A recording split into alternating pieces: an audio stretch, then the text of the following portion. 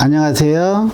농사방TV 남재현입니다. 우리나라 기온은 겨울 좀 됐다가 봄 조금 있다가 금방 또 여름 되고, 오랫동안 또 여름 아주 긴 것 같은데 또 지나고 나면은 가을 좀 됐다가 또 겨울 되고, 하여튼 봄, 가을은 짧고 여름과 겨울은 긴 것 같아요.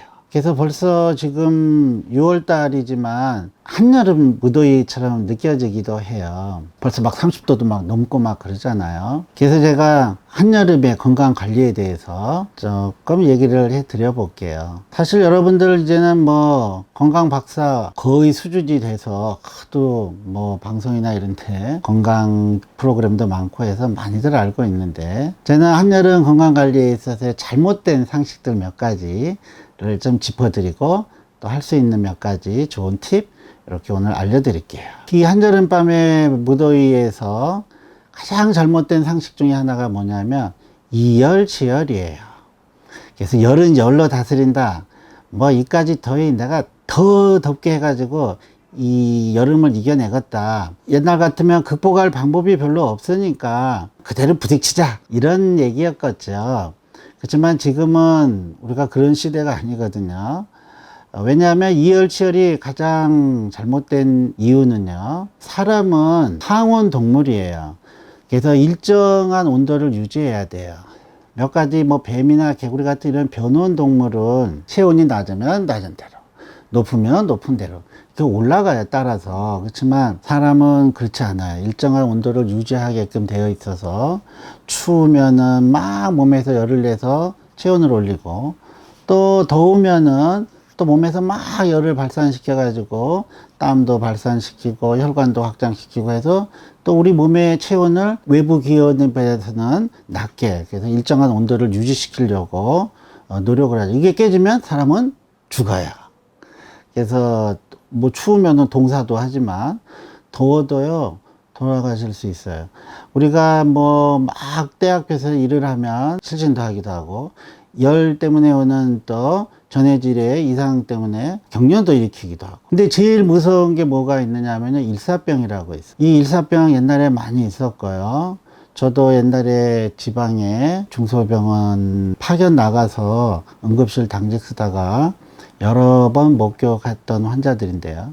너무너무나 이제 더운 데서 계속해서 일을 하면 우리 몸에서는 이 체온을 낮추려고 하는 온도 조절 중추가 있어요. 이에 의해서 땀도 배출하고 혈관도 확장시키고 해서 체온이 같이 올라가는 것을 막아주는 조절 장치들이 있는데, 너무 덥다 보면요 이 조절 장치가 망가져요. 그래가지고 체온을 조절시킬 수 있는 장치가 없어져 버려가지고 열이 막 올라가요. 40도, 41도, 43도. 어마어마한 응급 상황이에요. 이렇게 체온이 올라가면요, 탈수도 돼서 소변이나 혈액도 막 끈적끈적해질 뿐만 아니라 근육이 또 녹아내려요. 그래서 근육이 녹아내려가지고 이 콩팥 기능도 망가뜨리기도 하고 해서 이 일사병 환자가 응급실에 들어오면요, 어떻게 치료를 하느냐? 어떤 수를 쓰든지 체온을 내리려고 갖은 방법을 다 써요. 당연히 옷을 다 벗기고 온몸에 구석구석에 얼음 주머니, 얼음 덩어리 같은 거를 막 놓아두기도 할 뿐만 아니라, 정 안 되면 튜브 꽂아 가지고 이 위에다가 차가운 얼음물을 막 넣었다 뺐다 하기도 하고요. 그것도 여의치 않고 체온이 조절이 안 되면 복강 안에다가도 역시 막 얼음물을, 물론 무균된 생리식염수나 이런 걸 막 넣었다 뺐다 할 정도로, 그럴 정도로 체온을 낮추려고 응급조치를 다 하죠. 그러지 않으면 돌아가셔요. 실제로 굉장히 치사율이 높은 병이에요, 일사병. 그래서 잘못 이열치열 한다고 했다가 일사병 걸리면 큰일 납니다. 이열치열은 없습니다. 두 번째 우리 상식이, 너무 땀을 많이 흘리고 하면은 소금이 너무 빠져나가니까 막 소금을 한 움큼 막 한 숟가락 먹는 것도 있는데요. 이것도 아주 잘못된 겁니다. 우리가 웬만큼 땀을 흘려서, 물론 뭐 옛날에 군인들 신병 훈련소 막 이런 데서 워낙에 땀을 많이 흘리니까 막 먹고 하는 것도 있긴 있었나 본데요. 소금도 이게 돌소금 같은. 근데 지금 뭐 우리가 어느 정도 야외 좀 활동을 하고 해도 그럴 정도까지 땀을 많이 흘리는 건 아니기 때문에 괜히 그 소금 덩어리 먹으면 오히려 짠 거 먹지 말라 하는데 어떻게 막 숟갈째 소금을 먹었어요. 그리고 소금이 빠진다 하더라도 같은 여러 가지 전해질도 같이 빠지기 때문에 지금은 우리가 이온 음료라고 하는 균형된 이온이 들어가 있는 음료수 많이 있거든요. 절대 소금 먹지 마시고요. 그 정도까지 우리가 땀을 많이 흘릴 만한 야외 노동 환경이나 일을 한다 하면은 사실은 지금은 거의 우리가 하지 말라 하죠. 그래서 뜨거운 태양볕에서의 일 같은 거는 가급적이면 삼가하고 선선한 아침이나 아주 더워지기 전에, 그리고 해가 좀 진 이후에 통상 이렇게 일을 하도록 많이 권고를 하고 있어서 과거에 진짜 그렇게 땀 많이 흘리고 하는 정도의 환경은 아니기 때문에 과거 생각해서 막 소금을 이렇게 먹는 거는 아주 잘못됐다. 골프장에 가도 어떤 골프장이 막 있어요. 저 드시지 말라 하고, 일단 너무 뜨겁고 하면은 피해야죠, 열을. 그때 앞에서 당연히 서 있으면은 열 경련, 열성 질환들 앓게 되는 거거든요.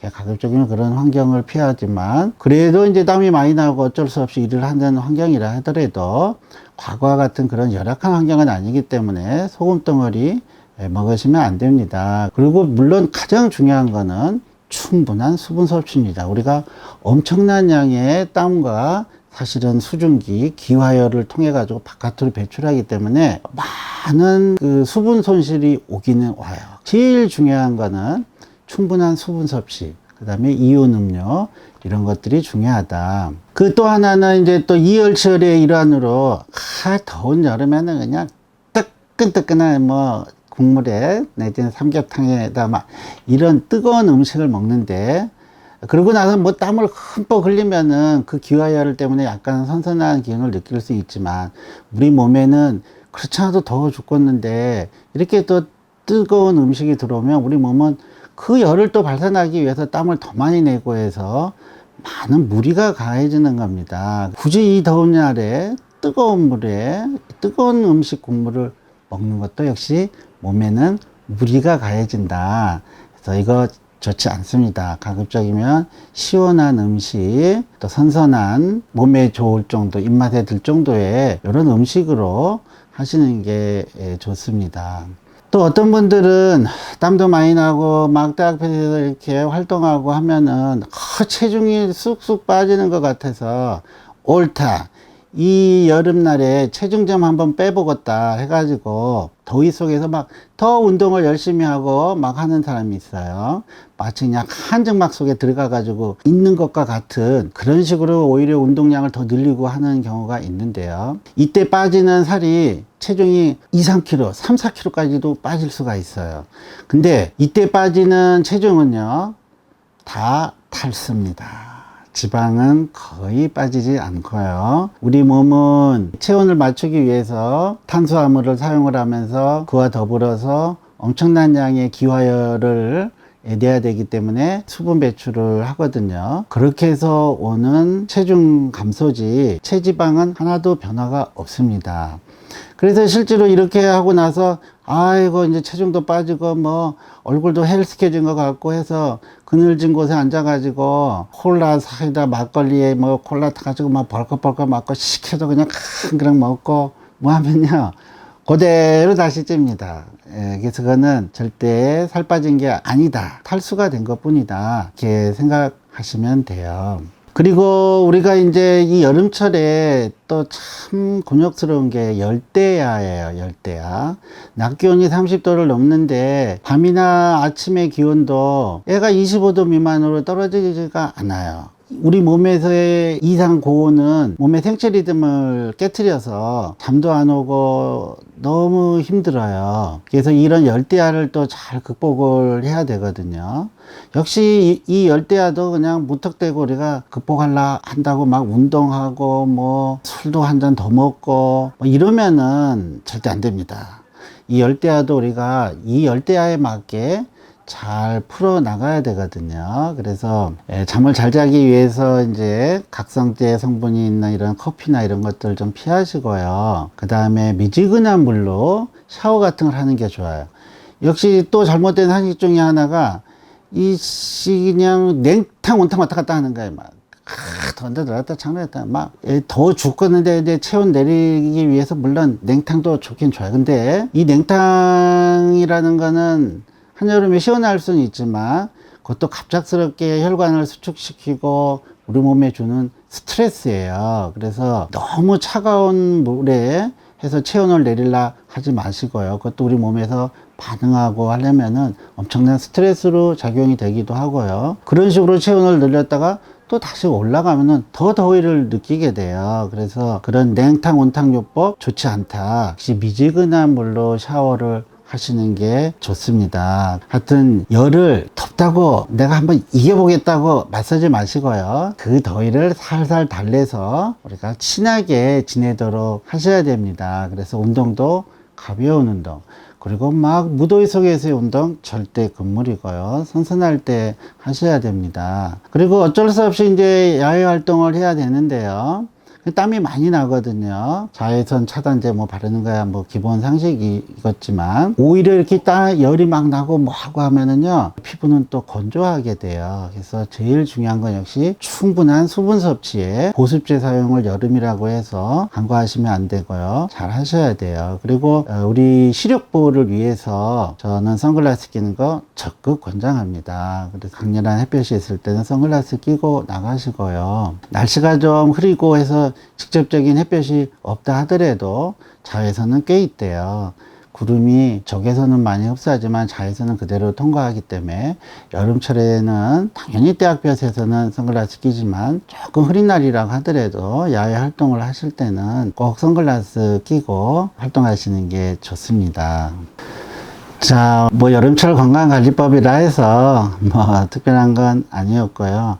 이런 잘못된 상식만 조금 피하시고, 그리고 저는 또 누누이 강조하지만 참 잠을 잘 자야 돼요. 근데 너무 덥고 하면은 잠이 안 올 수가 있는데 그럴 때 참 실내 온도를 잘 맞춰주는 거 좋아요. 요즘에 사실은 뭐 웬만하면 다 에어컨 있으시고 또 선풍기도 있고 하셔서 25도 약간 전후로 해서 너무 춥게 해도 또 여름 감기 걸립니다. 우리가 너무 날씨가 싸늘해서 체온이 1도만 떨어져도요 면역 기능이 같이 50%가 떨어진대. 그래서 여름 감기도 많거든요. 그래서 너무 바깥과 외부의 기온 차이가 크게 하지 마시고 너무 또 실내 온도를 막 17도, 18도 막 미만으로 떨어뜨리시면은 오히려 또 면역 기능이 떨어져서 참 개도 안 걸린다는 여름 감기 걸릴 수도 있으니까 조심하시고, 그리고 너무 리듬이 깨져가지고 잠이 안 오신다 하면은 잠 안 온다고 뭐 술 먹어서 자야지 그렇게 하시면은 그거 되지도 않고요. 술 먹어서 자는 잠은요